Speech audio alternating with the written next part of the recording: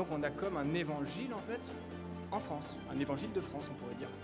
C'est-à-dire une bonne nouvelle, et puisque Dieu ne change pas, c'est-à-dire que si Dieu a fait les choses, le Saint-Esprit les a inspirés de faire les choses de telle et telle manière, et que Dieu ne change pas, aujourd'hui où les choses vont mal, retrouvons cette histoire et célébrons-la comme il se doit.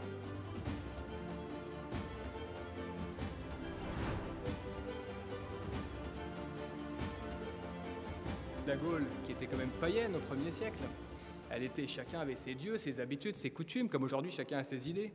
Et en quelques décennies, la Gaule va être transformée, ça va être une révolution, une conversion de tout un peuple par une soixantaine de saints qui arrivent pieds nus, soit par barque, c'est aujourd'hui la fête de Sainte Réparate qui arrive en barque, même elle arrive morte, en fait elle est vivante, mais elle arrive morte ici à la baie des Anges à côté, mais en 253, et avant elle, il y a la barque de Marie-Madeleine, donc des gens qui arrivent avec rien aux yeux du monde, mais avec la foi au cœur, ce trésor. Et c'est là où on aime ce festival, cette initiative, c'est 1000 raisons de croire, parce qu'avec ces raisons de croire, avec cette foi au cœur, eh bien on voit comment l'histoire peut se redresser et prendre un sens ascensionnel qui va donner ensuite plus tard la chrétienté de Clovis, de Saint-Louis, de Sainte Marguerite-Marie, etc. Tous ces saints extraordinaires, s'il n'y avait pas eu au départ ces premiers apôtres, eh bien la Gaule serait restée dans les ténèbres du paganisme. Et on voit qu'aujourd'hui, où on a coupé ses racines, eh bien, comment on retombe dans ce monde sans Dieu, et où Dieu, en fait, c'est l'argent, c'est les idoles, c'est le plaisir, etc. Et on voit le mal que ça fait. Donc l'idée de cette conférence aussi, c'est de redonner une espérance, une flamme dans le cœur des Français, de dire « c'est pas terminé ». Parce que c'est vrai qu'ils coupent les branches, ils essaient de couper les racines, ils coupent tout ce qu'ils veulent, mais n'empêche que les racines, elles existent toujours. Et c'est ça que je voudrais vous montrer, c'est que ces vestiges, ces sanctuaires, ces cathédrales, ces oratoires, ces calvaires, ils sont toujours en place, malgré 2000 ans de révolution, d'incendie, de tout ce qu'ils ont fait, de tout ce que le diable en fait pour essayer de détruire ça. Parce qu'on sait que si on coupe la racine d'un arbre, la sève ne passe plus. Or la sève, pour nous, c'est la foi. Et donc ils ont coupé ces racines, non pas depuis 10 ans ou 50 ans, mais depuis 3 siècles, à commencer par, excusez-moi, on est obligé de le dire, mais c'est les protestants qui ne voulaient pas de cette histoire, on expliquera tout à l'heure pourquoi. Et donc ils ont commencé à dire que c'était les inventions des moines au Moyen-Âge, comme si ce soir j'arrivais puis je commençais à vous faire une conférence sur un saint qui n'a jamais existé, il n'y a aucune fondation, et vous allez tous croire, et vous allez tous répéter après, c'est prendre vraiment nos ancêtres, nos aïeux, pour des imbéciles. Or c'est notre époque qui est imbécile parce que justement elle n'a plus la foi, donc on applique sur le passé des comportements qui sont actuels, ce qu'on appelle les fake news. Mais en chrétienté, il n'y a pas de fake news, parce que les gens sont dociles et soumis à la vérité. Et personne n'a intérêt à prêcher un mensonge, parce que s'il le fait, et c'est vrai que c'est arrivé, il y a eu des cochons, des monseigneurs cochons avec Jeanne d'Arc dans l'histoire, mais ses prédécesseurs et ses successeurs se sont désolidarisés de ces personnages, qui étaient des mauvais chrétiens. Et donc l'Église les a condamnés. Donc ce sera aussi un réquisitoire, parce que j'ai eu la grâce d'être moine pendant 10 ans, en faveur de la corporation, comme on dit. Les moines ont bien transcrit les histoires de nos pères, et s'il n'y avait pas eu ces moines, et aujourd'hui, on ne pourrait pas parler de cette évangélisation du 1er siècle. Et il y a une quantité de vestiges, d'indices de cette histoire, qui aujourd'hui sont en danger, parce que les gens, quand ils ne savent plus, eh bien, ils font des choses qui sont très graves, sans s'en rendre compte.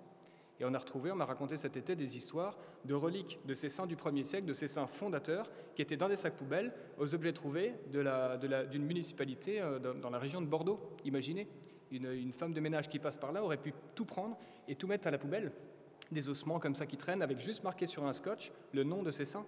C'était Saint Sevé, Saint Polycarpe, Saint Basile, Saint Clair d'Albi, etc. Des très grands saints pour ceux qui savent, mais aujourd'hui les gens ne savent plus. Et donc, grâce à quelques personnes qui ont fait un collectif, qui ont pu retrouver ces reliques, et aujourd'hui, elles sont dans la chapelle l'église Sainte-Eulalie de Bordeaux. Bon, c'est une chose qui est merveilleuse, quoi, mais qui passe aux yeux du monde, personne n'en a parlé. Alors que c'est comparable, à mon avis, à des découvertes et des études et des objets comme le Saint-Suaire. C'est-à-dire que le Saint-Suaire, c'est imparable. Vous l'avez vu, je crois qu'il y a une conférence dessus, mais on en trouve quantité. Pour celui qui est bien disposé, c'est évident que le Saint-Suaire est une preuve magnifique de la mort et de la résurrection du Christ, et donc de la vérité du christianisme. Eh bien, le Saint-Suaire, c'est la première étape, puisque c'est le Christ. Et là, avec ces apôtres de Gaulle, si j'arrive à vous faire la démonstration que toutes ces histoires sont véritables, eh bien chacun, quel que soit l'endroit où il se trouve aujourd'hui en France, peut se raccrocher par ces apôtres et par Saint-Pierre qui les a envoyés au Christ qui a nommé Saint Pierre, qui est venu à Rome pendant 25 ans, et ensuite chacun dans son diocèse a un saint de prédilection. Et donc c'est un appel aussi à retrouver une foi qui soit incarnée, c'est-à-dire qui soit particulière. Si je suis en Normandie, il faut que j'étudie les saints de Normandie. Mais non seulement les étudier pour pouvoir en parler, mais surtout pour pouvoir les connaître, les aimer, les prier, leur demander des grâces et prier pour la conversion de la Normandie. C'est un Breton qui vous parle. Et ce qui est beau aussi dans cette histoire du 1er siècle, c'est qu'à cette époque-là, il n'y a pas tellement les frontières qu'il y a aujourd'hui entre les régions, entre les villages, et entre les chapelles, entre les sensibilités, etc. C'est tout le monde qui croit en Jésus-Christ, comme dit saint Paul, le Christ n'est pas divisé, ne soyons pas divisés. Et donc ces racines, cette histoire très ancienne, qui paraît peut-être trop ancienne pour certains, parce que ça paraît trop vieillot, et ben en fait je pense qu'elle est providentielle pour aujourd'hui, parce que c'est tellement ancien que c'est les racines de tout le monde, et y compris des protestants qui sont chrétiens. Au départ, il n'y a pas de protestantisme au 1er siècle, donc il n'y a que des chrétiens, quoi, si on veut, comme les orthodoxes, comme les catholiques. On peut tous se retrouver et ensuite reprendre le fil de l'histoire. Et après, c'est l'Esprit Saint qui va, corriger, mais à sa manière, donc douce, et non pas dure comme nous on ferait en disant « tu as tort, j'ai raison, etc. je vais te le prouver ». Ça, je pense que c'est très difficile aujourd'hui de faire ça, parce que souvent on pense avoir raison, en fait on a tort, et vice-versa. Et donc les gens se durcissent entre eux, et on arrive aujourd'hui où on a une chrétienté qui est très divisée. On sait que le christianisme est très attaqué, et en face on a beaucoup de mal à serrer les rangs. Et donc c'est une manière, je pense, de nous rassembler autour de ces racines et de ces lieux merveilleux, parce qu'en fait il y a des hauts lieux qui sont comme Rocamadour, Le Puy, où les touristes en masse se portent sans connaître les histoires, parce qu'on ne les raconte plus, mais qui sont une prédisposition peut-être de la Providence pour que demain les gens continuent d'aller à Rocamadour ou à Soulac, une station balnéaire merveilleuse, mais qu'on leur raconte l'histoire et que les gens s'attachent non seulement aux plages et au soleil et à la beauté des paysages, mais aussi à l'histoire qui est magnifique, qui est belle. Je ne sais pas si vous connaissez Soulac, ça se place sur la pointe du Médoc, au-dessus de Bordeaux. Et là, il y a un petit lieu, une basilique Notre-Dame de Fin des Terres, avec une dévotion à Sainte Véronique, parce que la barque de Sainte-Marie-Madeleine, ici, elle est très connue, au Sainte-Marie de la Mer, avec les Marie Jacobée, Marie Salomé, une histoire extraordinaire, mais qui est assez connue, je trouve, pour passer rapidement. Et là-bas, en Aquitaine, il y a une histoire tout à fait semblable, mais qui est mise un peu au rencard, qui est très oubliée, alors qu'il y a autant d'arguments en sa faveur. Et en fait, petit à petit, c'est comme un puzzle. Vous avez une pièce du puzzle qui est en Provence. Je pense que c'est la plus grosse pièce du puzzle, parce qu'il y a énormément de saints dont on a la trace précise, la preuve Marie-Madeleine, Marthe, Lazare, puis aussi d'autres qui sont moins connus, mais qui sont tout autant attestés quand on veut bien chercher un peu. C'est Saint Probas, par exemple, à Tourves, juste à côté de Saint-Maximin. Lui, c'est un des 72 disciples. Il y a une vingtaine comme ça de disciples du Seigneur, des membres du cortège des 72 disciples du Christ qui sont venus en France. Je ne sais pas si vous vous rendez compte. Donc on a comme un évangile, en fait, en France, un évangile de France, on pourrait dire. C'est-à-dire une bonne nouvelle, et puisque Dieu ne change pas, c'est-à-dire que si Dieu a fait les choses, le Saint-Esprit les a inspirés de faire les choses de telle et telle manière, et que Dieu ne change pas, aujourd'hui où les choses vont mal, retrouvons cette histoire et célébrons-la comme il se doit. Et donc pour terminer sur Soulac, après promis on passe aux Alpes-Maritimes, mais Soulac c'est quand même Sainte Véronique, l'héroïne du Calvaire, qui essuie la face du Christ et qui a ce bonheur, cette grâce d'avoir ce miracle de la Sainte Face qui existe encore à Manopello, la Sainte Face de Sainte Véronique, et qu'elle a donné une autre qui est à Rome, à Saint-Pierre de Rome. Et elle était mariée avec Saint Amadour, d'où Rocamadour. Et Saint Amadour, c'est le nom latin d'un homme qui est un hébreu, et en hébreu, Amadour, c'est Zachée.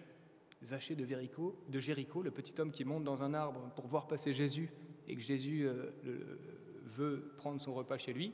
Ce Zachée, Amadour, a fondé le sanctuaire de Rocamadour. Et il est mort en récitant l'Ave Maria, peut-être le premier ou un des premiers Ave Maria de l'histoire. On a retrouvé son corps en 1066, incorrompu. Voilà des miracles qui, je pense, ne peuvent pas être simplement d'un revers de main balayés par les historiens positivistes actuels qui disent il n'y a pas de document précis, il n'y a pas la photo du corps incorrompu de Saint Amadour au XIe siècle.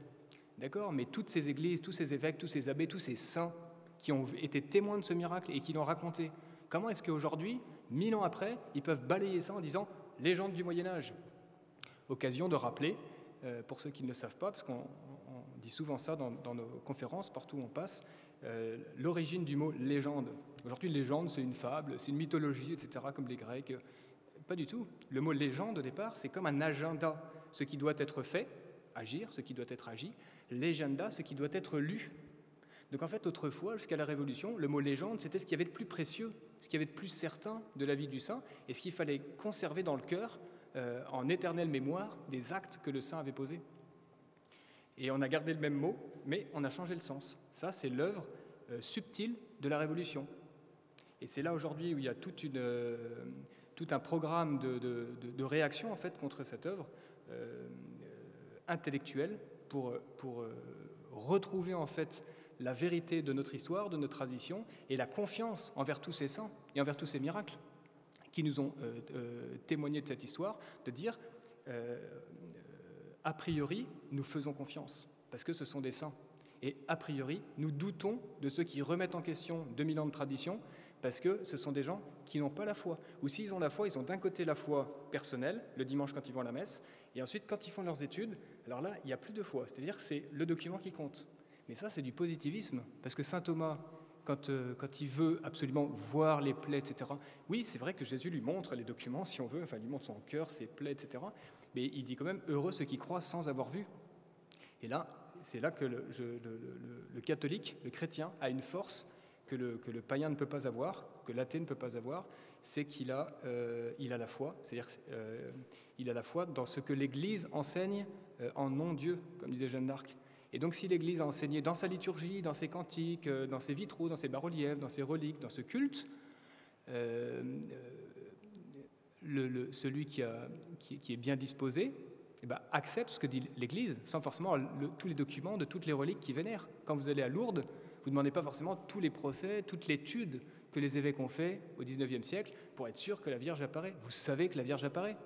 Après, vous pouvez toujours chercher si vous voulez, mais ce n'est pas, ce n'est pas demandé à chaque fidèle. Eh bien, pareil pour toutes les traditions. La bienveillance envers nos histoires saintes. Il paraît que depuis un siècle, dans les rues de Paris, les ecclésiastiques, les prêtres, disent entre eux, quand ils parlent de choses qui ne sont pas vraies, ils disent « mentir comme un bréviaire ». C'est véridique, c'est un prêtre qui me l'a raconté. Mentir comme un bréviaire ou comme un troisième nocturne. Donc, troisième nocturne, c'est aux matines, c'est la fin des matines où on racontait la vie des saints. Chaque jour, il y avait la vie d'un saint qui était racontée. En fait, ça veut dire que ces ecclésiastiques se sont accordés à la nouvelle science historique qui dit que autrefois, on faisait pas de l'histoire, on faisait des choses magnifiques, merveilleuses pour faire rêver le bon peuple. Voilà ce qu'on raconte. Mais en fait, nous, maintenant, ecclésiastiques savants, on fait la part des choses. On sait bien que le saint, il n'a pas porté sa tête, Saint-Denis, de Montmartre à Saint-Denis, c'est quand même pas possible, etc. C'est trop extraordinaire pour que ce soit vrai.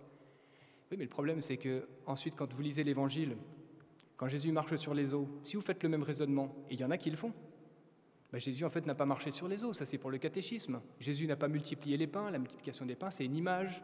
C'est une image pour montrer que Jésus il est très gentil. Oui, mais vous comprenez, ça a beaucoup moins de force pour celui qui découvre la foi. Si c'est juste des images, on ne se convertit pas, on ne se fait pas couper le cou pour une image. On se fait couper le cou parce qu'on est sûr que c'est vrai et on veut donner sa vie pour Jésus-Christ. C'est comme si on dit demain aux Français, ou aujourd'hui aux Français, que Jeanne d'Arc, en fait, c'est un beau mythe inventé par les Français, les royalistes de l'époque, et qui ont raconté qu'il y avait une jeune vierge, etc., de Lorraine, qui avait sauvé le royaume. Quel Français aujourd'hui accepterait ça? Alors, pour Jeanne d'Arc, ça choque, mais pour ces saints, comme ils sont anciens et qu'on les connaît plus trop, on accepte en fait ça. Et depuis 3 siècles, les catholiques acceptent parce que les gens viennent avec des gros livres et beaucoup d'érudition, et donc le catholique qui n'a pas trop étudié, il est impressionné. Et petit à petit, au lieu de réagir par sa foi en disant « mais nos pères nous ont appris ça, mon grand-père priait, Saint-Denis, et faisait le pèlerinage à Montmartre chaque année en souvenir du martyre de Saint-Denis, ce sera sa fête demain d'ailleurs ». Eh bien, il se laisse atteindre par le doute. Et il faut bien savoir que le doute, une fois qu'il rentre dans l'esprit de quelqu'un, le doute est corrosif. C'est-à-dire que si j'accepte qu'il y ait une seule de ces histoires qui soit fausse et qui soit enseignée, qui soit crue, qu'est-ce qui va empêcher de croire qu'une deuxième histoire, encore plus extraordinaire, ne soit pas fausse également? Et petit à petit, comme ça, à la fin, on arrive, et tout ça, c'est un tissu de mensonges. Or, on est disciple de Jésus-Christ qui a dit « Je suis la voie, la vérité et la vie ». Donc, il y a une dichotomie, une schizophrénie dans le cœur du chrétien, dans son esprit, entre la science qui aujourd'hui est enseignée sur ce sujet et sa foi, donc les bréviaires, les vieux cantiques, etc. Un jour, j'ai découvert comme ça aussi la force de la tradition orale, que par exemple Pierre Perrier remet beaucoup à l'honneur aujourd'hui, contre l'histoire qui, depuis donc 3 siècles, dit « s'il n'y a pas de document, on n'en parle pas ». Et en fait, celui d'après dit « s'il n'y a pas de document, ça n'a pas existé ».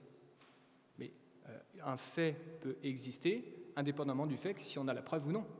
Vous êtes tous propriétaires ou locataires d'une maison, vous n'avez pas forcément la preuve ici de votre propriété, et pourtant vous l'êtes. Et peut-être que vos titres peuvent périr dans un incendie, peu importe, vous êtes quand même propriétaire. Bon, c'est pareil pour ces traditions.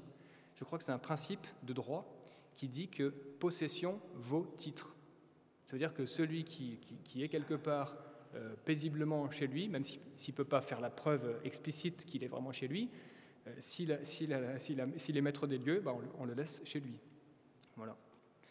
Alors j'en arrive quand même au sujet principal de cette conférence, c'était l'introduction, pardonnez-moi, c'était un peu long, mais pour parler donc des Alpes-Maritimes, pour faire comprendre aux gens d'ici, aux gens de Nice, que tout est passé par là.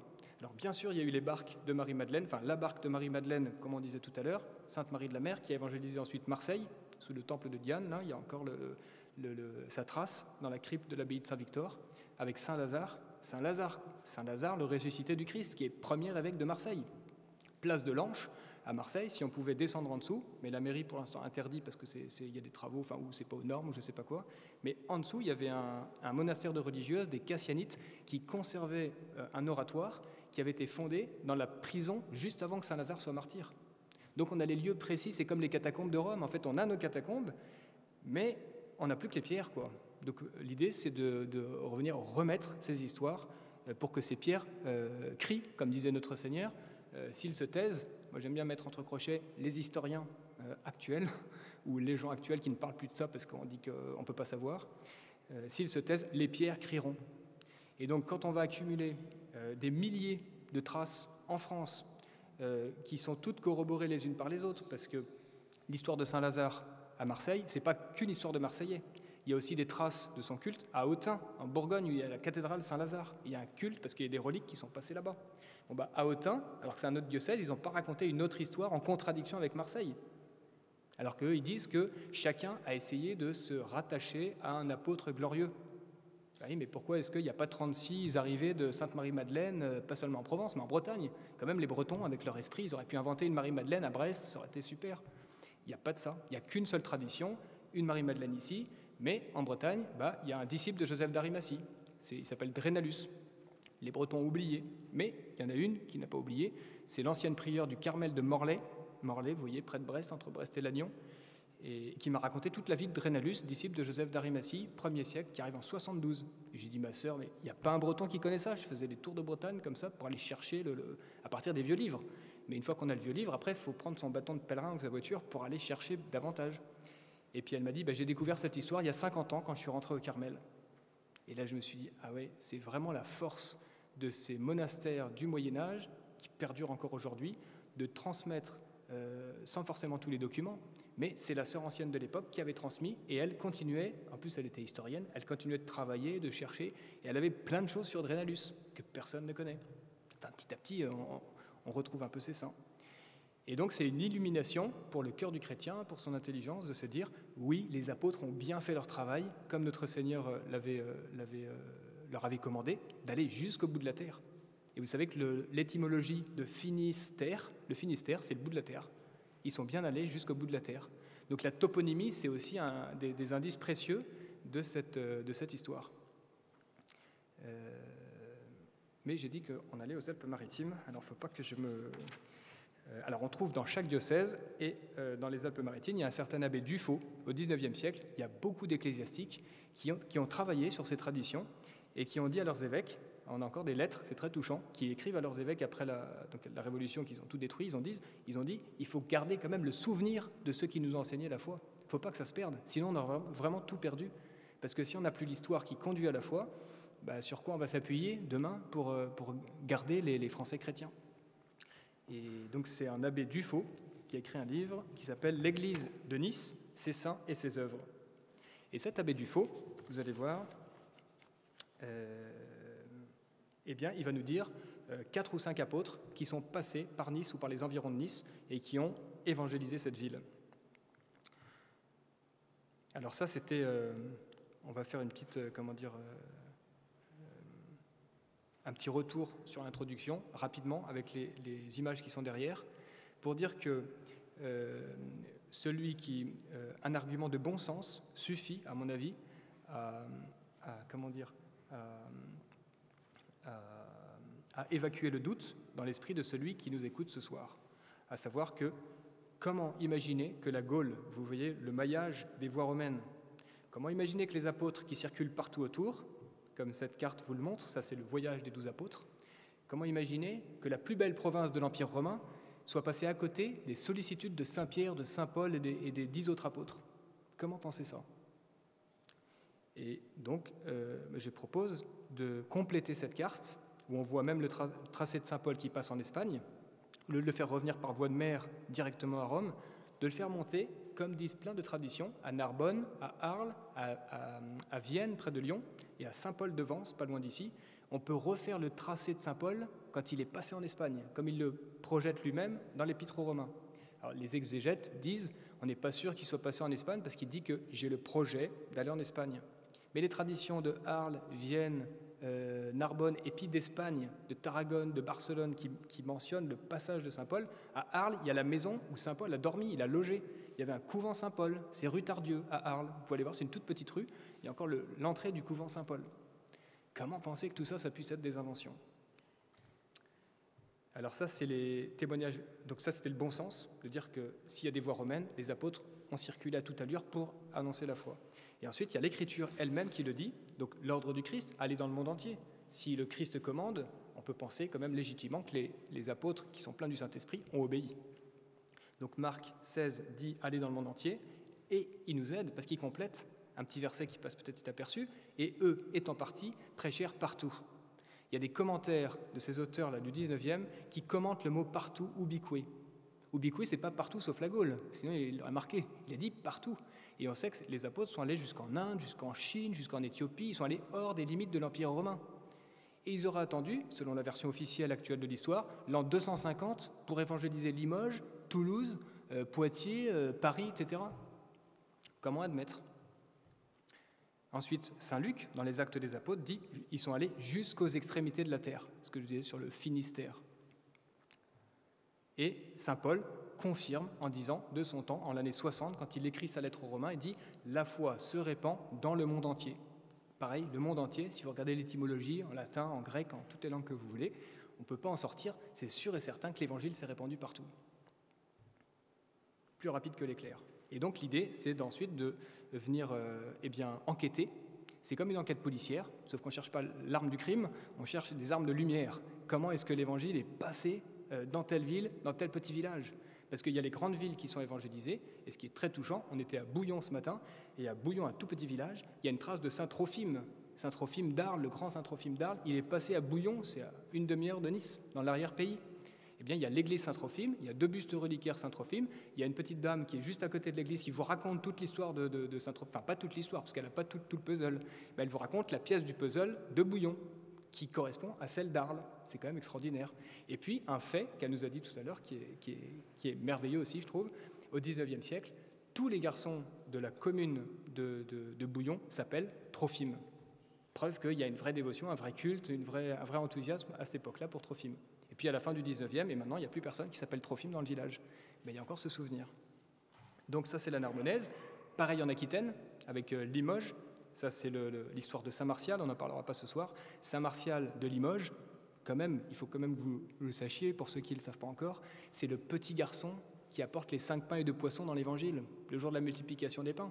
On sait très bien qu'il y avait un petit garçon, mais il avait un prénom, une histoire. L'Évangile ne le dit pas, mais les traditions de Limoges et de Rome et de Toulouse et de Bordeaux et de partout où il est passé, il est à l'origine de 14 de nos cathédrales. Le Puy, c'est Saint-Martial, Rocamadour, c'est Saint-Martial, Bordeaux, Toulouse, c'est Saint-Martial, et c'est ce petit garçon des 5 pains et 2 poissons. Donc ça montre la prédilection du Christ pour la France. C'est merveilleux, pour la France qui n'est pas encore la France. Donc comme j'aime bien dire, tous les Français, on a tous appris à l'école que la France est née avec Clovis. Oui, d'accord, la France, mais c'est sa naissance, mais sa conception, comme un enfant. La France a été conçue au temps évangélique par les apôtres ou les disciples des apôtres. Ensuite, la Gaule lyonnaise, qui va jusqu'en Bretagne, et puis la Gaule belgique. Et donc, par le truchement de toutes ces voies romaines, les apôtres sont allés à toute allure. C'est comme une tache d'huile qui s'est répandue petit à petit, au fur et à mesure. Et on a un indice très fort de ça, c'est les consécrations de nos cathédrales. Quand c'est une cathédrale Saint-Étienne, c'est-à-dire qu'elle est ancienne, parce que c'est des saints, des témoins du martyre de la lapidation de Saint-Étienne à Jérusalem. Parce qu'il faut une relique pour fonder un autel. Et à cette époque-là, il n'y a pas encore beaucoup de saints, de martyrs, mais il y a les reliques de Saint-Étienne. Et donc toutes nos cathédrales Saint-Étienne sont dans le sud, plutôt dans le sud sous la Loire. Tandis qu'au nord, il y a beaucoup de cathédrales Saint-Pierre. Ça veut dire que c'est après le martyre de Saint-Pierre, en 67. On est 30 ans plus tard. Et ensuite, etc. Voilà, ça c'est un projet de carte qu'on est en train de faire avec un ami, d'essayer de récapituler tout ce qui se passe en Provence, de mettre les voies romaines, de mettre les lieux romains, qu'on sait que les apôtres sont passés par là pour convertir, et de mettre tous les saints. Là je crois que sur cette carte il y a à peu près tous les saints. Vous voyez, juste pour la Provence, il y a une trentaine de saints qui nous viennent de Judée. Alors, l'évangile arrive, il manque une photo mais c'est pas grave, il manque Saint-Tropez. L'évangile a deux manières pour arriver, ou le Christ en fait par ses disciples pour arriver en Provence et par la Provence en Gaule. Eh bien, d'abord la mer, et aujourd'hui, donc fête de Sainte Réparate, on l'a évoqué tout à l'heure, c'est une sainte qui est morte à Césarée-de-Maritime, donc en terre d'Israël, là-bas, en Judée, en Israël, et qui est morte en 253 sous l'empereur Dès. Et à son martyre, il y a une colombe qui est sortie d'elle, et elle a été jetée ensuite dans une barque, et la barque, miraculeusement, est arrivée à la baie des Anges, juste à côté d'ici. Et donc là, c'est 253, on sait la date. On n'a pas inventé une sainte Réparate du 1er siècle. On sait qu'il y a aussi eu des saints du 3e siècle. Mais cette barque qui arrive de sainte Réparate est un argument en faveur d'une autre barque plus célèbre, celle de Sainte Marie-Madeleine et des Saintes Marie de la Mer qui portait aussi Saint-Maximin, qui arrive en Camargue, et qui arrive entre le martyre de Saint-Étienne et l'arrivée de Saint-Pierre à Rome, donc dans la fourchette entre 35, martyr de Saint-Étienne, et 42, l'arrivée de Saint-Pierre à Rome. Et puis Saint-Tropez, qui était un officier de l'empereur Néron, qui s'est converti, et il s'est tellement converti qu'il a tenu tête à l'empereur, qu'il a fait décapiter, c'était à Pise. Et pareil, on le met dans une barque avec un chien et un coq qui étaient censés dépecer le corps, c'était les supplices romains de l'époque. Et miraculeusement, là aussi un ange conduit la barque, et 9 jours plus tard, la barque arrive au Saint-Tropez actuel, là où il y a beaucoup de gens qui ne connaissent plus cette histoire. Le 17 mai 68, et figurez-vous qu'il y a quelques années, un curé de Saint-Tropez est allé à Pise, et il a fait une espèce d'acte de foi, il a pris une bouteille, il a mis un petit papier dedans avec son nom, ses coordonnées, il a fermé et il l'a mise à la mer. Vous me croirez si vous voulez, mais le jour de la Saint-Tropez, donc qui est 9 jours plus tôt à Pise et 9 jours plus tard à Saint-Tropez, la police a appelé le curé en lui disant « On a trouvé une bouteille avec vos coordonnées, est-ce que ça vous intéresse ?» etc. Véridique, vous pouvez demander au curé de Saint-Tropez si vous voulez. Donc voilà, ça c'est les voies maritimes. Mais pour ce qui se passe... Ah oui, si, quand même, ça, il faut qu'on mentionne ça. Avant de passer aux voies terrestres, aux voies romaines, mentionner quand même la tradition à Nice qui parle de la venue, de la prédication de Sainte Marie-Madeleine. Il y a juste à côté d'ici la vallée du Magnan, et au terme de la vallée du Magnan, il y a l'église Sainte Marie-Madeleine, et un auteur, de ces vieux auteurs, disent qu'elle est venue prêcher en fait toutes les colonies grecques de Marseille, parce que toute la côte méditerranéenne, à cette époque-là, dépend de la cité de Marseille, la cité phocéenne. Et donc vous avez cette église avec 3 ou 4 représentations de Sainte Marie-Madeleine dans cette église. Et donc c'est tout à fait crédible de penser ça. Je ne peux pas vous le prouver, je ne peux pas dire à celui qui dit bah « non mais ça c'est des histoires ». D'accord, c'est un élément. Vous pouvez écarter une pièce du puzzle. N'empêche que c'est une tradition qui se tient avec cette appellation. Et le boulevard de la Madeleine aussi, je crois, à Nice. Alors ça, c'est les voies romaines principales par lesquelles les apôtres ont dû passer pour venir chez nous, donc qui partent de Rome, où il y a Saint-Pierre, qui a été pape pendant 25 ans à Rome, et qui envoie par la voie Aurelia. Vous voyez qu'elle remonte toute l'Italie, elle passe par Gênes, Vintimille, et puis elle s'arrêtait là, jusqu'à ce que l'empereur Auguste, en l'an 6 avant Jésus-Christ, décide de poursuivre cette voie romaine du littoral jusqu'à Arles, et à Arles, elle rejoignait la célèbre voie Domitia, qui était beaucoup plus ancienne et qui passait par les montagnes, par les Alpes, et qui descendait jusqu'en Espagne. Et cette voie s'appelle la voie Julia Augusta, en l'honneur de cet empereur. Comme si toute la Providence, tout l'Empire romain avait tout fait pour que tout soit prêt au moment où les apôtres arrivent. Ils ont même bâti la voie romaine, comme dit Charles Péguy, les légions romaines avaient marché pour lui. Ça veut dire que cet empire romain avait été voulu, préparé par la Providence et par le Saint-Esprit pour que l'Évangile puisse se répandre le plus rapidement possible. Comme on peut penser aujourd'hui que les réseaux sociaux, Internet, etc., un jour serviront au bien et non pas au mal et à la perte des âmes. Voilà, Julia Augusta, 14 ou 6. Alors, pas loin d'ici aussi, à l'est, vous avez un lieu qui s'appelle la Trinité. Il faudrait qu'on trouve pourquoi ce lieu s'appelle la Trinité. Est-ce que c'est en lien avec la première prédication des apôtres? Et puis, un trophée, je ne l'ai pas mis en photo, mais il est très beau, monumental, immense. Le trophée d'Auguste, ou le trophée de la Turbie, qui commémore la victoire, la pacification des peuples celto-ligures. Donc, il y avait 44 peuples, et qui ont été pacifiés par cet empereur Auguste. Et à la fin, il a bâti ce trophée, et encore maintenant, on voit le nom de tous ces peuples. Et c'était la frontière. Donc, au-delà, c'était l'Italie, et en deçà, c'était la Gaule. Et juste à côté de... Non, ça c'est pour dire qu'il y a une voie romaine... Non, Cimier, pardon. Je confonds un peu. C'est pour dire que donc Nice, on a vu tout à l'heure que ça dépendait de Marseille. Et il faut comprendre que le quartier actuel nord, qui s'appelle Cimier, eh bien, au 1er siècle, c'était la capitale romaine. Donc il y avait les deux capitales, si vous voulez, sur le même lieu. Une qui gouvernait toutes les Alpes-Maritimes du point de vue romain, c'était Cimier. Et de l'autre côté, il y avait Nice, qui était une colonie grecque de Marseille. Et Cimier a été englobée plus tard par Nice. Mais au départ, c'est elle qui a vraiment toute la puissance de Rome avec elle. Et donc toutes les légions romaines passent par là, et donc tous les apôtres passent par Cimier aussi, ils traversent la Turbie, ils continuent, ils arrivent à Cimier. Et en dessous, Nice, Nicaïa, la ville grecque. Alors la source principale de toute cette histoire, avant cet abbé Dufaux, c'est l'historien Gioffredo, qui a des rues ou des places ici à Nice du XVIIe siècle, et qui raconte tout ça, cette évangélisation. Et donc il fait passer par Nice, là j'en viens vraiment au cœur de la conférence, Saint Barnabé, qui est le compagnon de Saint Paul, qui suit partout Saint Paul dans ses pérégrinations, que les Actes des Apôtres, on sait très bien qui c'est. Il est venu ici, à Cimier, et ensuite il est allé même dans l'arrière-pays, parce qu'il y a plusieurs chapelles qui lui sont consacrées, avec des petites anecdotes qui racontent sa vie. Saint Barnabé, Saint Trophime, que je vous disais tout à l'heure, on est allé ce matin à Bouillon, sur ses traces, avec cette dame qui nous a raconté l'histoire de Saint Trophime. Saint Paul Serge, pourquoi Saint Paul s'appelle Saint Paul ? Parce qu'un jour, il arrive à Chypre, et il y avait un certain Sergius Paulus, qui était le gouverneur de Chypre, qui se convertit. Et comme c'était le premier converti noble romain, auquel Saint Paul avait pu faire accéder à la foi, eh bien, il a pris son nom de Paul, il a transformé Saül en Paul, en l'honneur de cette vocation qu'il avait la grâce d'avoir de passer aux païens. Et ensuite, Saint Paul Serge, ou Sergius Paulus, s'est fait le disciple de Saint Paul. On verra tout à l'heure un petit peu. Et puis Saint-Nazaire qui est de la grande histoire de Nice, qui se passe à Cimier exactement, avec Saint-Cels, et qui vont faire tout un tour de Gaule. Voilà le portrait de Gioffredo. Donc nous allons étudier d'abord Saint Barnabé, qu'on a appelé l'apôtre des Alpes.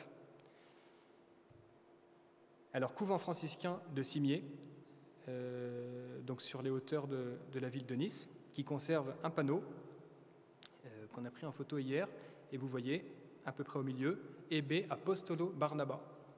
Et donc c'est le souvenir du passage ici de l'apôtre Barnabé qui est passé à Cimier, qui a inscrit sur ce monument-là qui se trouve à côté de la porte. Et il est aussi dit que c'est, juste à côté je crois, que ce couvent franciscain est bâti sur les ruines d'un temple dédié à Diane, et que c'est le premier sanctuaire en l'honneur de la Vierge des Alpes-Maritimes. Donc Cimier, grâce aux franciscains, on a encore la possibilité de se souvenir de ça. Mais s'il n'y avait pas eu de franciscains et des bénédictins avant eux, ce serait rasé, on aurait fait un hôpital ou un hôtel ou je ne sais pas quoi, et on n'aurait plus la trace de ça. Après, dans l'arrière-pays, alors là c'est aussi très touchant, parce qu'on voit que donc ils ont évangélisé les grandes villes, comme Cimier, les capitales, mais ils sont allés même évangéliser dans les tout petits villages, donc comme Soleias, chapelle Saint-Barnabé, qui se trouve juste dans l'arrière-pays, Coursegoule, où une dame m'a dit, quand on est allé une fois dans cette chapelle, c'est le 11 juin, la fête de Saint-Barnabé. Elle m'a dit, oui, on promène Saint-Barnabé chaque année, en juin, etc. On promène Saint-Barnabé sur nos terres, en souvenir qu'il s'est promené lui-même ici, en annonçant la foi.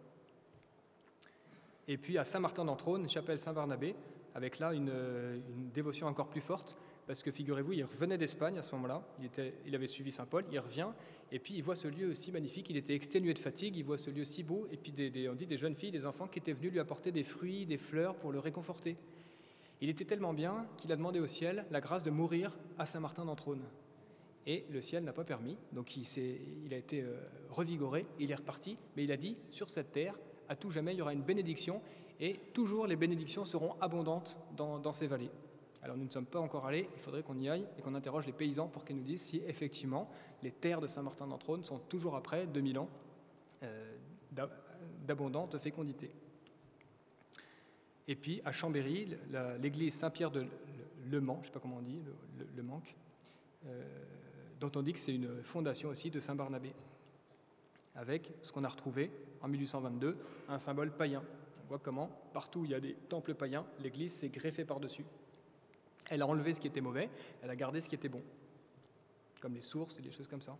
Et puis on dit qu'il passe en Espagne. Et bien figurez-vous, à Font-Romeu, dans les Pyrénées, il y a une voie romaine qui passe, on sait très bien où elle passe. Et bien à côté de la voie romaine, il y a la chapelle Saint-Barnabeu de Valsebolaire, qui se souvient du passage de cet apôtre.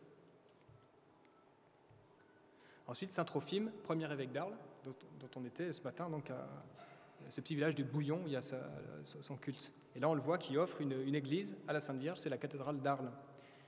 Et 2 citations de Saint-Trophime sont dans l'Écriture, donc celle de Saint Paul, « J'ai laissé Trophime malade à Milet », et puis les Actes des Apôtres, ils avaient vu auparavant Trophime d'Éphèse avec Paul. Mais tant qu'on lit ça distraitement, comme ça, quand on lit l'Écriture, ça ne parle pas tellement. Mais si on sait que ce petit Trophime-là, il est venu chez nous, il y a tout un culte et une histoire qui est à raconter, à retrouver avec ses reliques, bah, tout d'un coup, vous comprenez, c'est autre chose. C'est pas juste une histoire qu'on raconte comme ça, parce que tous les ans, c'est la même chose. C'est réel, et ça peut frapper, je pense, un contemporain. Parmi les innombrables arguments en faveur de cette histoire, que ce n'est pas des légendes, que c'est vraiment historique, etc., il y a une lettre, il y a un témoignage vraiment de 17 évêques de la province d'Arles, donc vraiment de la Provence qui connaissent ce dont ils parlent, et qui écrivent au pape Saint Léon le Grand ceci. « Toute la Gaule sait, et la Sainte Église de Rome ne l'ignore pas, qu'Arles, la première ville des Gaules, a mérité de recevoir de Saint-Pierre, Saint Trophime pour évêque, et que c'est de cette ville que le don de la foi s'est communiqué aux autres provinces des Gaules. » Parce que par Arles, c'est toute la vallée du Rhône qui va être irriguée par cette foi qui va remonter comme ça, de proche en proche. Petite parenthèse, comment imaginer que 17 évêques de cette époque-là, qui écrivent à un pape et un saint-pape, Saint Léon le Grand, puissent errer, raconter n'importe quoi, que le pape le croit, et que tout le monde les ait crus, et que ça n'ait jamais été remis en question jusqu'à nos temps modernes, sans apporter la moindre preuve contre cette tradition. Voilà, et puis vous avez un abbé Bernard au XIXe siècle, comme l'abbé Dufaux pour Nice, qui vous raconte toutes les traditions de Saint-Trophime d'Arles, qu'on a encore à Montmajour, l'abbaye de Montmajour à côté d'Arles. Vous avez la chaire où Saint-Trophime s'est assis, et où il remettait les péchés, et où il baptisait. C'est au cœur du cœur de l'abbaye de Montmajour. Comme on a la confession de Saint-Lazare à Marseille, à la crypte Saint-Victor. Voilà cette église Saint-Trophime de Bouillon. On n'a pas encore pu mettre les dernières photos de ce matin, des bustes reliquaires et puis du vitrail de Saint-Trophime. Ensuite, Saint-Paul-Serge, 3e apôtre, donc celui qu'on a évoqué tout à l'heure, le Sergius Paulus, premier évêque de Narbonne. Eh bien, à Narbonne, juste à côté de la basilique, pas la cathédrale, la basilique où il y avait son tombeau, eh bien, vous rentrez, il faut demander au guide, vous rentrez, et là on trouve comme les catacombes, comme on disait tout à l'heure, non pas de Rome, mais de Narbonne, avec cette première cathédrale originale fondée par lui avec des mosaïques qui sont tout à fait semblables à celles qu'on trouve à Rome et qu'on dit sans problème à Rome que c'est du 1er ou du 2e siècle. Donc on a nos catacombes, mais on n'y va pas parce qu'on ne sait pas trop ce qu'il faut en penser. Et puis le premier sarcophage de Saint-Trophime qui sont des œuvres vraiment magnifiques et encore d'ailleurs à moitié païennes, en cours de christianisation. Ça veut dire qu'on est encore à un temps où on profite de ce que les païens font, on christianise et puis on s'en sert pour mettre les premiers saints. Et puis alors, donc là c'est vraiment ma joie de vous partager ça. J'ai pas l'heure, je ne sais pas si on a encore un petit peu de temps. Donc c'est Saint-Nazaire et Saint-Cels. Et alors ils sont très connus partout parce qu'ils ont 3 cathédrales qui leur sont consacrées, Carcassonne, Béziers et puis Autun. Et puis il y a la ville de Saint-Nazaire, près de Nantes évidemment. Donc ils sont connus en fait, mais à Nice, étonnamment, eh ben, il y a peu de choses. Il y a peu de choses. Et pourtant, il y a une histoire extraordinaire qu'il faut vous raconter ce soir. Donc d'abord, qui est Saint Nazaire? Nazaire, ça veut dire nazir, c'est le consacré. Il était consacré par sa mère, qui est sainte perpétue. On sait très bien que c'est une sainte du 1er siècle, parce qu'elle a été baptisée par Saint Pierre, convertie et baptisée par Saint Pierre à Rome. Et son père est païen, de tendance un peu juive, parce qu'il y avait des liens, des communications. Il s'appelle Africanus, il venait d'Afrique, et lui n'était pas du tout pour les chrétiens, il faisait partie de ceux qui vraiment étaient durs. Et puis à l'âge de 9 ou 10 ans, Saint-Nazaire comprend qu'il faut qu'il choisisse entre la foi de sa mère ou la foi des dieux de son père. Et il va avoir une inspiration, un ange, une grâce particulière pour se dire que oui, c'est la grâce de ma mère qui est vraie, la foi de ma mère qui est vraie, et donc c'est à ça que je vais adhérer. Et donc il va trouver le pape, qui n'est pas encore pape, mais Saint Lin, qui est le futur successeur de Saint-Pierre, après la mort de Saint-Pierre, et qui à cette époque-là était le coadjuteur de Saint-Pierre à Rome. C'est-à-dire que Saint-Pierre, il s'est bien entouré, il avait 2 coadjuteurs, un pour la campagne, c'était Saint Clé, futur pape aussi, et un pour la ville, c'était Saint Lin, Linus, qui était un converti de Saint-Pierre aussi. Et Saint Lin va baptiser Saint Nazaire. Et aussitôt qu'il a la grâce du baptême, ça va être un nouveau Saint Paul, il va prêcher dans toutes les villes d'Italie, partout, il va jusqu'à Milan, parce qu'il entend parler qu'il y a Saint Gervais et Saint Protais. Je ne sais pas si vous avez déjà entendu parler ces noms, il y a des cathédrales en France qui leur sont consacrées, et à Paris, une église très célèbre. Et Saint Gervais et Saint Protais, ce sont des saints, on sait qu'ils sont du 1er siècle, ils sont enfermés dans une prison à Milan. Et donc lui, son zèle l'emporte là-bas, il va trouver les saints. Et il est persécuté par le gouverneur de la ville, qui lui commande de partir aussitôt. Il est un peu découragé, et puis une nuit, il est en prière, et il voit sa mère qui lui apparaît, Sainte Perpétue, qui est morte martyre entre les deux. Je ne sais pas si elle est martyre, mais en tout cas elle est au ciel. Et elle lui apparaît en lui disant « Ne crains pas, Nazaire, passe en Gaule, il faut que tu passes en Gaule pour annoncer la foi. » Un petit peu comme saint Paul avait eu cet ange qui lui avait dit « Passe en Macédoine ». Il passe en Gaule. Par où il passe? Il prend la voie commune, la voie romaine, comme nous on prend les routes ou les autoroutes. Et puis il traverse Vintimille, il arrive à la Turbie, et puis Cimier. Et à Cimier, il commence à prêcher. Et là, les gens sont bien disposés, mais parmi ces gens, il y a une personne qui est particulièrement bien disposée, une noble dame qui habite à Cimier et dont on a encore le prénom. Elle s'appelle Marianilla, c'est-à-dire Petite Marie. Et cette Marianilla va être tellement enthousiaste de cette foi nouvelle, elle va se convertir et être baptisée par Saint Nazaire, qu'elle va conduire son petit enfant, qui s'appelle Cels, qui a quelques années, peut-être 8 ou 9 ans, et elle va le confier à Saint Nazaire en lui disant maintenant, c'est lui qui va être votre père, ton père, c'est lui qui va être ton véritable père. Sans doute, elle était veuve. Et parce que moi, si je te perds sur la terre, je te retrouverai au ciel, j'aurai l'assurance du ciel. Imaginez la foi de ces gens-là. Et Saint Nazaire va accepter le sacrifice de cette mère, le sacrifice héroïque, et va le prendre avec lui comme un disciple. Va enseigner la foi, le baptiser, et tous les deux, ils vont faire tellement de merveilles, ils vont convertir presque toute la ville, et le gouverneur, comme à Milan, s'effraie, parce que c'est Néron maintenant qui est l'empereur, et donc il serre la vis contre les chrétiens, et il fait comparaître devant son tribunal Saint Nazaire et Saint Cels. Et attendez, il faut que j'avance en même temps les diaporamas. Donc Saint Gervais et Saint Protais, visités par Saint Nazaire, on l'a vu. Présentation de Saint Cels par Marianilla.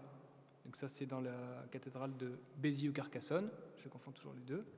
Et puis là, ce magnifique vitrail, vous voyez Saint Nazaire d'un côté, avec sa palme de son futur martyr, et puis Marianilla avec son auréole, qui vient présenter son petit Cels, qui est tout à fait charmant, avec sa petite robe verte, et son petit chapeau, son petit livre. Et donc, voilà, baptême de Saint Cels par Saint Nazaire, il prêche, et donc le gouverneur les fait comparaître devant son tribunal et leur demande d'abjurer. Comme c'est des saints, ils n'abjurent pas, ils disent je resterai fidèle. Et le gouverneur demande mais qui es-tu pour tenir tête comme ça, un gouverneur de la ville? Et Saint Nazaire répond je suis chrétien, je suis citoyen romain. Et quand il dit je suis citoyen romain, le gouverneur ne peut plus le faire flageller parce que les citoyens romains étaient garantis par la loi romaine.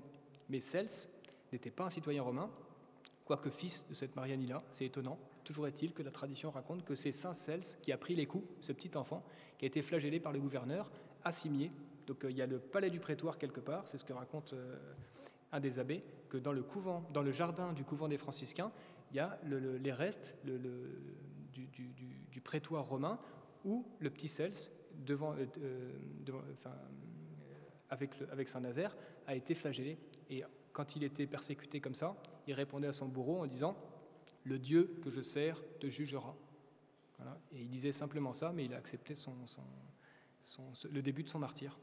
Et puis finalement, ce gouverneur qui s'appelait Dinova avait une pieuse femme qui avait aussi entendu parler des prédications, qui s'appelait Dinomeda. Et elle va faire un peu comme Claudia Procula pour Ponce Pilate. Elle va trouver son mari en secret, discrètement, elle va dire « ce sont des innocents, c'est incroyable ce que vous êtes en train de faire, il faut absolument relâcher ces deux saints ». Et il va faire mieux que Ponce Pilate, il va relâcher les deux saints, seulement en leur interdisant la ville, la prédication dans la ville. Et le diable porte pierre. Et comme les persécutions en Israël nous ont valu l'arrivée de tant d'apôtres, comme Marie-Madeleine et les Saintes Marie, c'est parce qu'il y a eu des persécutions qu'elles sont venues chez nous. Et bien là, c'est pareil, ils sont persécutés, et c'est pas grave, ils secouent la poussière de leurs sandales, et ils prennent leur bâton de pèlerin, et ils partent. Et là, la toponymie et les traditions locales sont très intéressantes pour retrouver le trajet, où est-ce qu'ils sont allés. Et donc, il y a 14 communes en France qui s'appellent Saint-Nazaire, et qui conservent toutes une petite pièce de ce puzzle. Et en Espagne, il y a la El Valle de San Nazario, à Empurias, sur la route de Barcelone, où on dit que Saint-Nazaire est passé là. Et donc les cathédrales de Béziers et Carcassonne sont sur le trajet aussi. Et puis ensuite ils remontent tous les deux en allant jusqu'à près de Nantes, où sur l'ancienne cathédrale de Nantes, il y avait les statues de Saint-Nazaire et Saint-Cels et Saint-Lin qui les avaient baptisés. Donc vous voyez que tout ça, comment dire, à la fin on aboutit à une espèce non pas de preuve absolue, mais de probabilité au moins absolue, et de preuve absolue, je pense, pour le chrétien, de se dire, mais c'est formidable, on a une histoire qui est un trésor énorme, et c'est aujourd'hui qu'on peut retrouver tout ça, et qu'on peut encore trouver la trace avec des livres qu'on peut télécharger sur Internet, on peut prendre sa voiture, aller en pèlerinage pour prendre conscience, et puis pour prendre les grâces qui sont encore dans ces lieux. Et donc à Cimiez, vous avez, dans le musée archéologique, les restes des 3 thermes romains dont on peut penser que c'était la possession de cette Marianilla. Et juste en dessous, il y a une rue qui s'appelle la rue Mariana, quelque chose comme ça, qui est peut-être une abréviation de Marianilla. Et une découverte archéologique très intéressante, au XVIIe siècle, un franciscain retrouve dans les terres du couvent, on ne sait pas où, une brique avec marqué dessus Marianilla. Donc c'était la tradition qui était corroborée par cette découverte extraordinaire. Cette brique a disparu à la Révolution, mais dans le musée, au fond du musée, vous trouvez quand même une brique avec marqué Marie. Alors je ne sais pas si c'était le petit nom de Marianilla, mais toujours est-il que cette découverte du XVIIe siècle, elle existe, elle est notifiée, même si on n'a plus la brique en elle-même. Et puis par-dessus les termes, alors là aussi, c'est comme le principe d'incarnation, c'est-à-dire que l'Église va se greffer sur ce qui existe, même si c'est païen, en le convertissant. Et donc par-dessus le terme, vous trouvez une cathédrale, vous trouvez une crypte funéraire, et puis un baptistère magnifique, qui date peut-être pas de Saint-Nazaire, c'est pas ça que je veux dire, mais pourquoi avoir fait un baptistère précisément dans ce lieu, sinon parce qu'il y avait cette histoire de premier baptême du premier niçois ou habitant de Cimiez, qui s'appelait Cels et qui avait été baptisé ici. D'ailleurs, c'est Saint-Nazaire qui a donné le prénom Cels à ce petit enfant, Cels qui veut dire les hauteurs, in excelsis, les hauteurs de la foi à laquelle il allait conduire son parfait disciple. Voilà ce groupe épiscopal qui est vraiment typique des premiers chrétiens et qu'on retrouve partout où saint Paul passe. Encore 2000 ans après, on sait, à Éphèse, à Corinthe, partout où il est passé, vous avez, pareil, une cathédrale, un baptistère et puis les tombes qui sont autour. Donc c'est le même modèle. Donc ça postule aussi en faveur de la vérité de cette histoire. Voilà la reconstitution historique de ce siège un petit peu après le passage de Saint-Nazaire.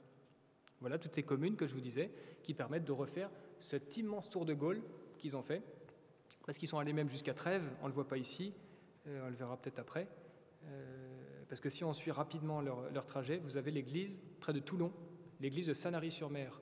Sanary, c'est San Nario, c'est Saint-Nazaire.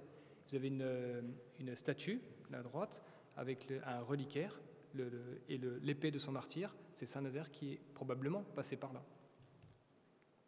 Ensuite, Béziers, cathédrale Saint-Nazaire et Saint-Cels, quand même, c'est pas leur apôtre, ils n'ont pas les reliques, ils ne sont pas morts ici, et ils fondent leur cathédrale en l'honneur de Saint-Nazaire et Saint-Cels. Pourquoi ? C'est à ces questions-là qu'il faudrait pouvoir répondre. Et si on n'accepte pas cette tradition de Nazaire et Saint-Cels, on ne comprend pas pourquoi. Et toute notre histoire devient un grand brouillard. Tandis que sinon, on comprend très bien, ils sont passés là, ils ont prêché. Les Biterrois n'ont jamais oublié le passage de Saint-Nazaire et Saint-Cels, malgré qu'après, ils aient eu Saint Aphrodise, qui est leur premier évêque. Voilà, avec le dessin de Saint Nazaire d'un côté et Saint Cels, le jeune enfant, avec tous les deux la palme de leur futur martyr. Ensuite, il passe en Espagne, il remonte en Gaule, à Carcassonne, encore une basilique, Saint Nazaire et Saint Cels, avec, je crois, les vitraux. Capella des Saintes Nazari, en Espagne. Ensuite, Nantes, donc cette église qui a été rebâtie au XIXe siècle. Mais avant, évidemment, il y avait déjà quelque chose. Il n'y a pas de fumée sans feu. Donc, s'il y a une église Saint-Nazaire, c'est qu'avant, il y avait déjà une église Saint-Nazaire. Et depuis quand? Là, on remonte à cette histoire, à mon avis. Ensuite, à Trèves. Alors là, il se passe une histoire que les historiens ont beaucoup de mal à accepter, parce que les saints, les apôtres, ont été persécutés au point qu'on les a mis dans une barque, et ensuite de la barque, ils devaient les jeter dans l'eau, les jeter dans la mer. Enfin, c'était pas la mer, mais c'était le confluent de la Sarre et de la Moselle, je crois. C'était comme une grande mer, quoi. Et puis, miraculeusement, les apôtres marchent sur l'eau. Alors là, l'historien qui lit ça dans un vieux récit, sa raison a du mal à accepter la vérité du miracle. Mais le chrétien se dit, mais Jésus a marché sur les eaux, il a prévenu lui-même que ses disciples feraient des miracles, et même de plus grands miracles. Pourquoi ne pas accepter simplement que l'évangile s'est passé en tout petit en Judée, et ensuite il s'est répandu, il s'est répercuté, il s'est démultiplié comme une cellule qui se multiplie avec le même ADN, le même Saint-Esprit, et qui reproduit, mais chacun à sa manière, tous ces miracles. Et si c'est des inventions, encore une fois, pourquoi je ne sais pas, Saint-Denis, lui, n'a jamais marché sur les eaux, ou Saint-Martial non plus. C'est vraiment que Saint-Nazaire et Saint-Cels. Extraordinaire aussi,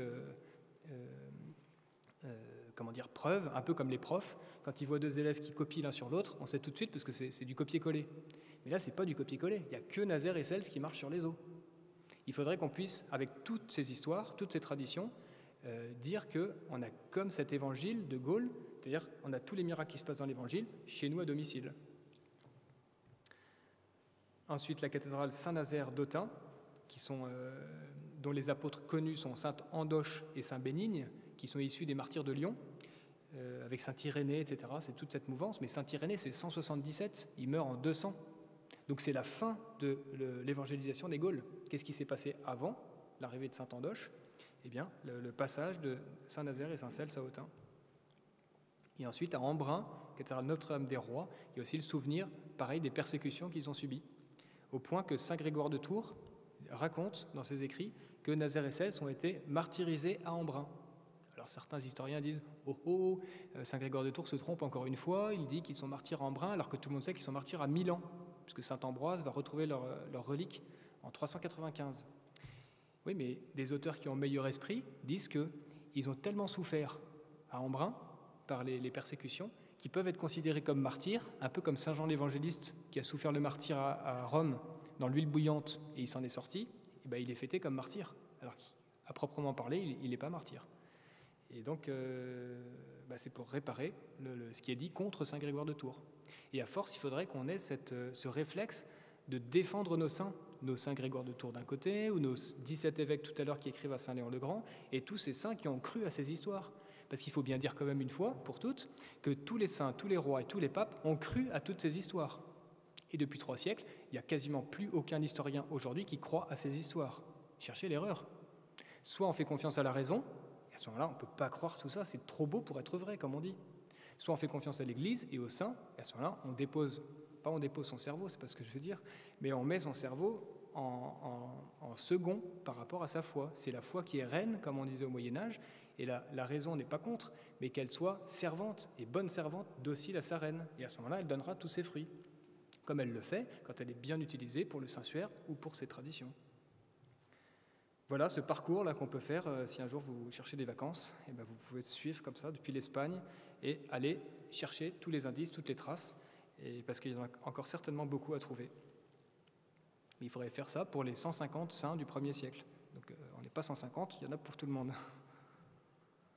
Et puis cette basilique, San Nazzaro in Brolo, à Milan, où saint Ambroise, miraculeusement, va retrouver les reliques de saint Gervais et saint Protais d'abord, en 386, et 9 ans plus tard, en 395, saint Nazaire et saint Cels. Et on a toujours les reliques de ces saints à Milan, enfin une partie.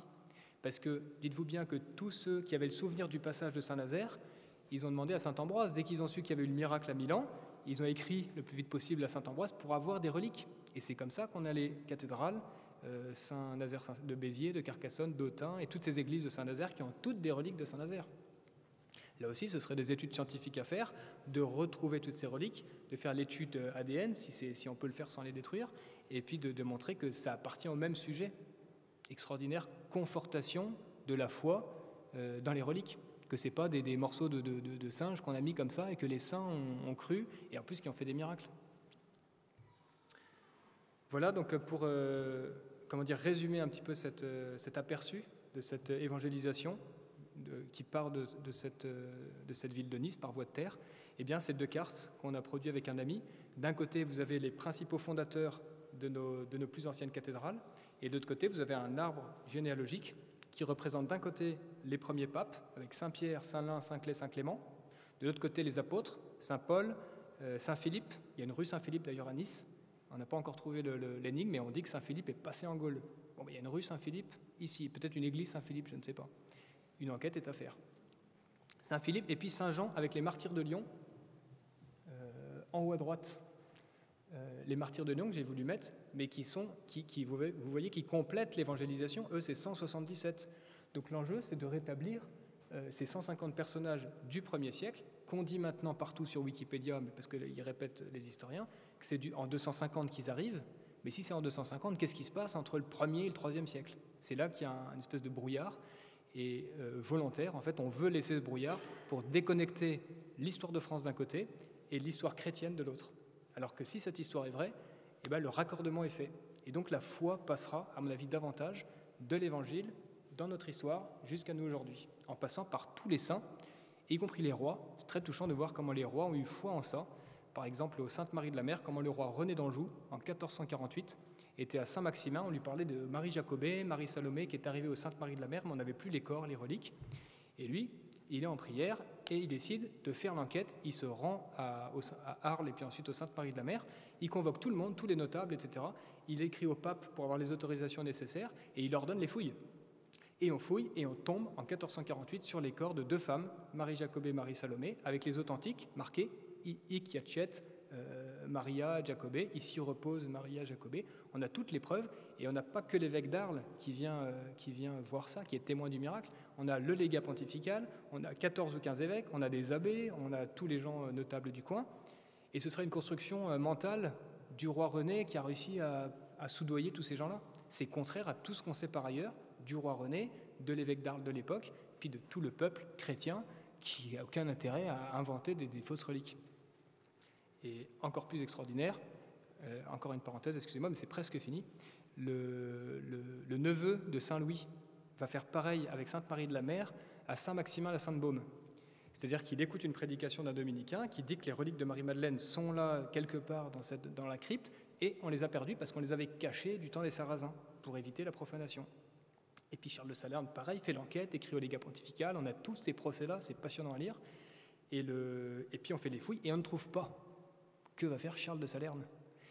Les chroniques racontent comme ça, il enlève sa chlamyde royale, il se saisit de la pioche de l'ouvrier, et c'est lui-même, à la sueur de son front, qui va creuser, qui va tomber sur le corps de Marie-Madeleine. C'est comme ça qu'aujourd'hui encore, on peut vénérer le chef de Marie-Madeleine dans la crypte de Saint-Maximin. On le doit au neveu de Saint-Louis. Vous voyez que tout est connecté. Saint-Louis, avant sa croisade, passera le Sainte-Baume. François Ier aussi. Vous voyez que tous ces rois, tous ces saints nous aident, confortent notre foi.